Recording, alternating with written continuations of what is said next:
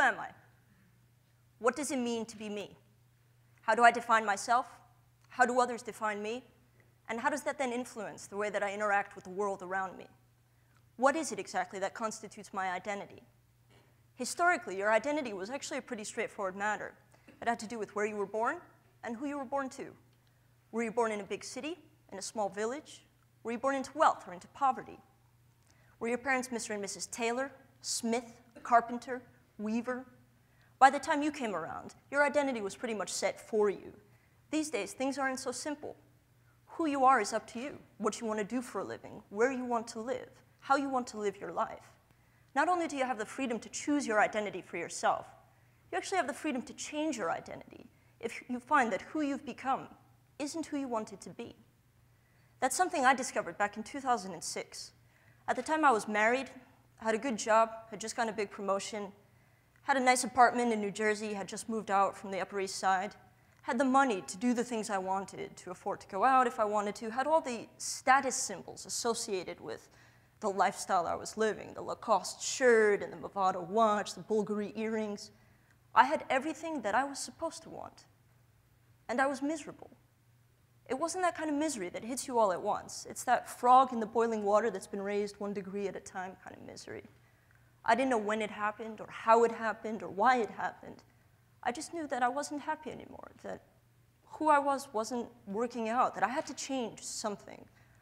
And so one day, after a particularly bad disagreement at my job, I went in and I gave my notice. I had no backup. I had no idea what I was going to do next. I just knew that I could no longer do what I was doing. So that night I went home and I emailed a friend of mine in Berlin who had a company that I'd expressed interest in working with. And I said, I know you told me not to quit my job yet, but I quit my job, so that's that. And he replied and he said, look, I can't afford to hire you full-time right now, but we can figure something out, so why don't you come to Berlin? So 2 weeks later, that's where I found myself. It was the first time I'd been in the city. I really fell in love with the city. But more than just the city, I fell in love with the way that my friend was living. For him, work and life were inseparable. I didn't know when our workday started or when it ended. It was all just one big mix, and it was all fun and enjoyable. And so I started taking hints from what he had done and how he chose to live his life, and thought, what can I do in my own life to also be that happy, to live that seamless existence that he seemed to have? While I was in Berlin, I also had another understanding, an epiphany about myself. It was the first time that I'd been away from my husband for more than a day in a row in our 4.5-year marriage. It wasn't the kind of thing we planned. It's not that we were so clingy to each other. It just happened that way. And I realized that our marriage was really in trouble, that it had been in trouble for quite some time, but we didn't know it because we were just so stuck together all the time. And I remember the moment when I realized that things had to change. What happened was we had gone out to breakfast. Now, normally, my friend that I lived with in Berlin, because he couldn't afford to put me up in a hotel at the time, and so we went through this breakfast ritual every day. He would cook this big breakfast, I would do the dishes afterwards, and then we'd rush off into our busy day and not eat again till dinner. Well, one day, we didn't have the time to do this breakfast ritual. We had a meeting first thing in the morning, and then we went out to breakfast afterwards. I remember it was like this basket full of these breads and fruits and cold cuts and cheeses. I said, wow, this is one of the best breakfasts I've ever had. He said, what, you don't like my breakfast? I said, no, it has nothing to do with your breakfast. I just really like this breakfast as well. He said, now you see how it goes with relationships. Everything gets tied in with everything else, and suddenly you're not able to be objective about things. All these negative emotions start getting tied into all the silliest things like breakfast, and you're not able to enjoy yourself and be happy. And so when I went back from Berlin, I had a very painful conversation with my husband. Now here I was, less than a month after quitting my job. Not only do I no longer have a job, I no longer have a husband, and I no longer have a home. I can't stay in this home I'm at right now. Neither of us can afford this apartment on our own. All the more so because I no longer have a full-time job at this point, just this part-time job. And so now the question becomes, what now? Where do I go next? I started thinking about the possibilities, and I realized I wasn't tied to one location anymore. This new part-time thing I picked up was remote. So that gave me freedom. But I was also stopped by something, my stuff. All of these things that were in the back of all these suburban closets. I could go and I could visit my dad in Colorado or a friend in Chicago, or there were options, but not with all that stuff. And I started thinking, what is this stuff? What is it that I own? And I realized I didn't really need it. I imagined moving, and I thought, what I'm going to do is I'm going to open the closet, I'm going to take the thing out and say, oh, that's a really nice thing. I remember when I got that. And put it in a box, and then put it in the back of another closet somewhere. I didn't want it anymore. It was now holding me back. And so I decided to get rid of everything. We'd moved into that apartment in a box truck. I moved out in the back of a small SUV. Before I was able to fit everything into the SUV, I had to go through what was the biggest category of my belongings at the time, which was my clothing. And again, I found myself looking in the closets and looking through all these hangers and thinking, I don't actually like this clothing. I don't like what I was wearing before. I don't like all of these things that I had to wear that I thought I was supposed to wear. And I decided to use the last of my money to change it, to get rid of what I had, and to buy things that I wanted to wear. So instead of slacks, now I had cargo pants. Where there were blouses, now there were t-shirts, hoodies. Heels turned into sneakers. Makeup, jewelry, those went away altogether. For the cherry on top of the life transformation cake, one day I went into a hair salon, I opened their book, I said, give me that one. They said, are you sure? Yes. Are you really sure? Yes. And so my hair went from here to here. And I ended up at my mom's place. Now all of this had taken place over the course of 2.5 months. I no longer had any idea who I was. Everything that had defined me was completely gone. My goals were gone. All of my goals were tied into my job and my career and my marriage. All of that was gone. I didn't even recognize my own shadow. My hair was different, my clothing fit me differently. I no longer had any idea who I was. And so this question started haunting me. Who am I now? Who am I?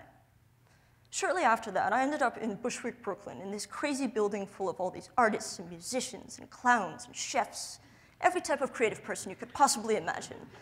And I was really enamored of their lifestyle. It was really fascinating to see these people were so passionately doing what they wanted to do. For the most part, they were poor, but they were happy. They were happy in a way that I hadn't been. And so I started taking cues from them and hanging out with them. I would take these long walks in New York and wonder, who am I now? The funny thing is, everybody else already knew who I was. I was a hipster. Now, initially, I took this to be a compliment. Hey, I'm hip. That was never cool. I quickly found out that no, it's a bad thing. You don't want to be a hipster. So I went to my new friends and I said, guys, what does it mean to be a hipster? Are you guys hipsters? They said, no, we're not hipsters. We just look the same. So I started wondering, what exactly does it mean then to be a hipster? And I was told that the hipster is this really judgmental person, that he's really negative, that he's super cool, and that he thinks you're pathetic for not being cool, that it's just all surface, no substance, only cares about style. And I thought, who are these hipsters? Everybody that I meet, and myself now, we're all supposedly hipsters. But none of us are like that. None of us are negative. We're just expressing ourselves. We're just doing our own thing, living our own lives. And I came to realize that we have a problem with the common usage of the word hipster now. And that problem is actually threefold. The first thing with this problem has to do with stereotyping. Now, this is not stereotyping based on skin color or based on race or on gender. This is stereotyping based on certain fashion objects that happen to be very common. And so now, if my outfit wasn't enough to make me a hipster, just by doing something like putting on a trucker hat or a pair of Wayfarers, I'm definitely a hipster. And if I really want to leave no doubt, I just need to pick up a can of PBR.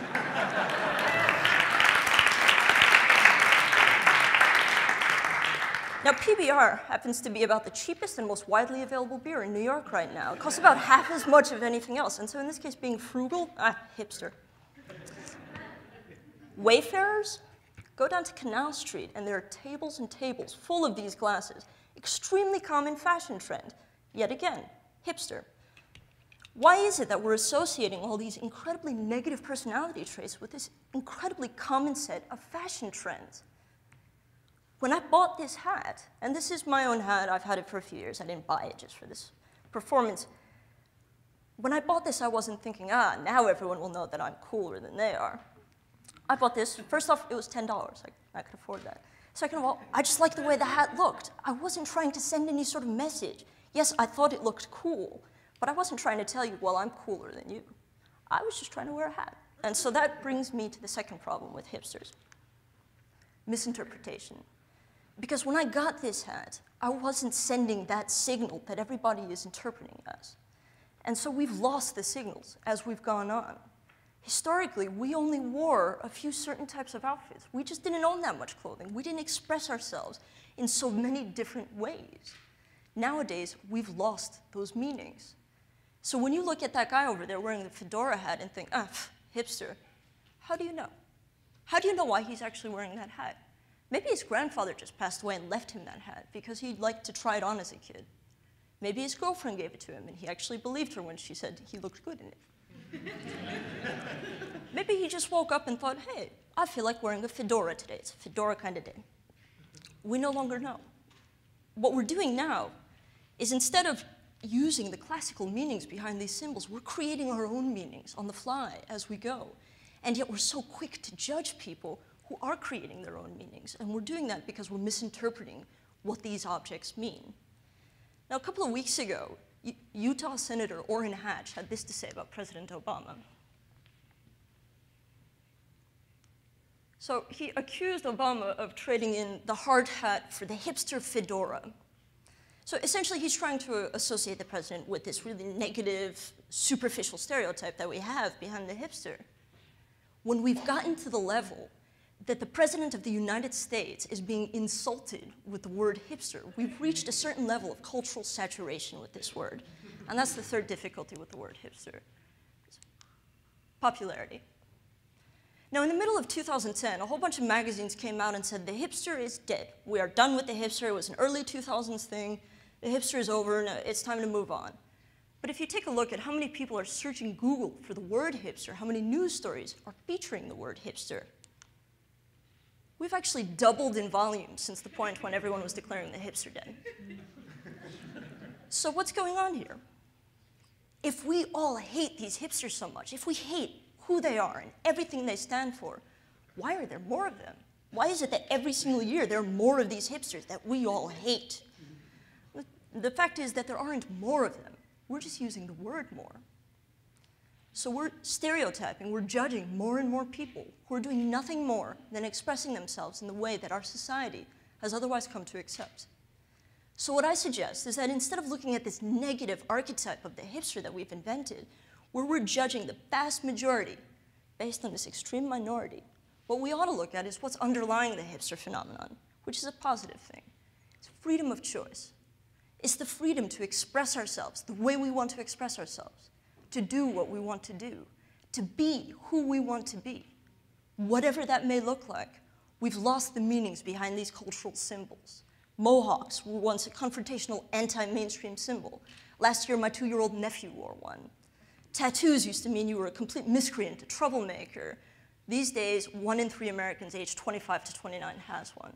We've come to adopt all these different styles, all these different ways of expressing yourself. And yes, we've lost the meanings, absolutely. But that doesn't mean we should be creating new negative meanings. We should be looking at the positive, at the freedom that we all have to express ourselves. We all have that. So when I walk down the street tomorrow, most people are going to look at me and they're going to say I'm a hipster. But I know better than that. I know that who I am is exactly who I chose to be, that every single one of us has the freedom to do the same. Thank you.